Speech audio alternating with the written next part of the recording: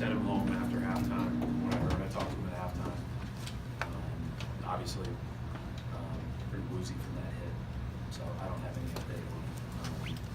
But you could see right away that it was quite a hit. And was Al fine? You know, there's a locker room full of this. So Al was talked a little bit about his knee not feeling perfect right out of the gate in the half. So I didn't know if we were going to have him back or not. And I was trying to get through without him. And then he told me at the start of the fourth, or 9 minutes left, that he felt better for whatever reason and was good to go. But my hope was not to put him back in, but that stretch from the end of the third to the middle of the fourth was not good for us. The guys did a great job of responding to that and finding a way to win the game.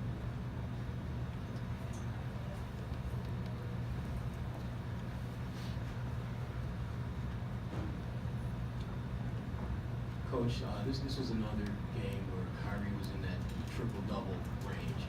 Speak to what he's been able to give you across the board. We talk a lot about his scoring, but obviously he's able to impact the game in other ways as well. Yeah, I think the way he passes the ball, he's been active on the glass, offensive and defensive, and he's obviously always going to go double figures in scoring. So every night, he's doing a lot for us. He's really played well recently. He's had a great year anyways, but I just think he's filling it up right now in every category, and I think he's at the end of games, people are paying so much attention to him. He's just getting rid of it, making the right play. Probably shot a few we shouldn't have shot, but ultimately we have it's good that the ball is moving and finding the next right guy, and he leads that. Brad, I understand it's life in the NBA, but how maddening is it to deal with swings up and down that teams go through, especially like today? Well, I think it's maddening because what happened in the end of the third, early fourth was they ratcheted up their pressure, and we were on our heels, and you could see it. And you could hear their bench one time yelling, "Go, go, go!" You knew a trap was coming, and we turned it over, right? We were on our heels. They were attacking us, but the other team's out there too, and so I think that you ultimately have to realize that's part of a game. You have to be able to move on to what's next, and everybody's got to stay ready. You've seen a lot of games where you give up leads like that, starters come back in and they're not ready because they're mentally checked out of the game. Our guys did a good job of coming back in and salting it away after the fact, but now we can't give up a 20-point run or whatever in 8 minutes. You guys obviously had a tough stretch there, but then Marcus Smart seemed like he came back in and got a few steals and kick-started the run. How important was he during that stretch where you guys kind of turned it back around?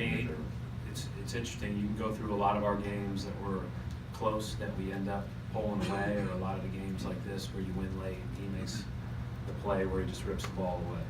He just gets a ball he's not supposed to get, gets his hands on a ball that very few people get their hands on. He did a great job. He did a great job in that stretch, but we lean on him for that. That's his uniqueness, is being able to come up with plays and balls that other people can't do. Obviously, some really good scores on both sides here, but not exactly a stellar day for defense. Yeah, it's 3 in a row that I think we've struggled defensively, not played as well as I would have liked. That being said, I think Atlanta coming into the game, I told Boyd this after the game, the way that they've organized themselves, the way that they're spaced, the pace at which they play, the way that Young kind of controls the whole floor, and then their bigs roll into the basket, they make it very hard. I hated playing Vince Carter today because I know as a 42-year-old I like noon tips, so I'm sure he does. I knew he'd go off. But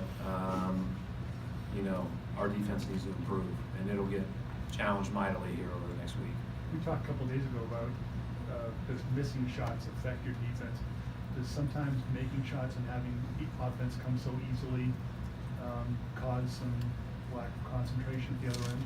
I think generally human nature plays a role in all ways, right? Success and adversity can affect you negatively. We need to stay in the moment better and play better all the way through the game. you talked at times about trying to get out some rest. Is Tim talking about his knee like that concerning We you? have, Is that we have something 3 or you're- 4 games already picked out over the next 12 that Al will not play.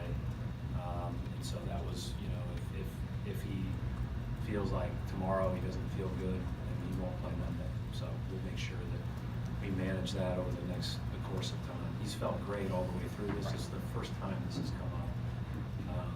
And so that's why I didn't want to put him back in. But for whatever reason, he felt a lot better in the fourth when he came up and said he wanted to go in.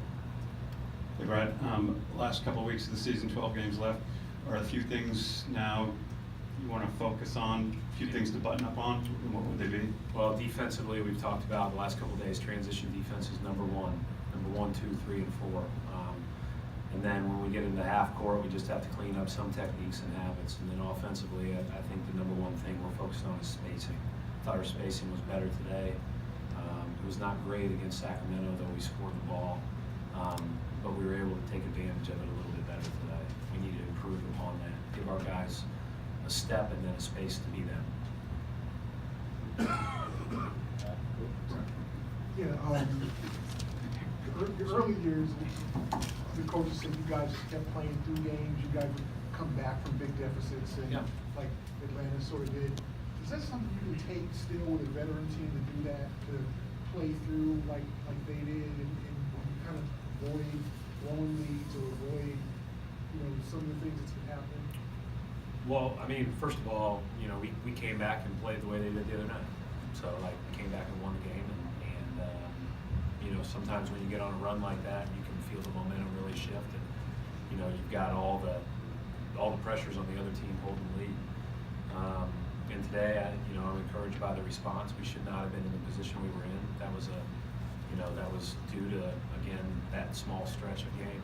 But you know, ultimately, that's basketball. Again, I think to emphasize there are 2 teams playing, but I do have a lot of respect for the way that they play and the way that they've stayed in the games all the way through.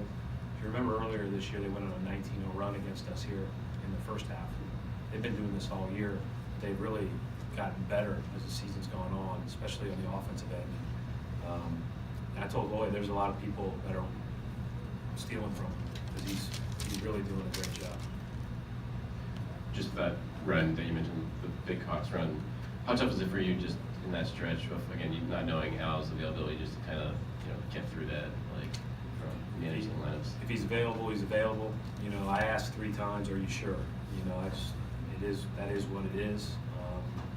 And Tice or Baines will have to finish the game and win the game for us. I don't really think about it. And as far as like it being a challenge, as a coach, it's pretty easy. Who's available plays, and that's it. You just wait for the go ahead or not. Thank you, Coach. Thanks.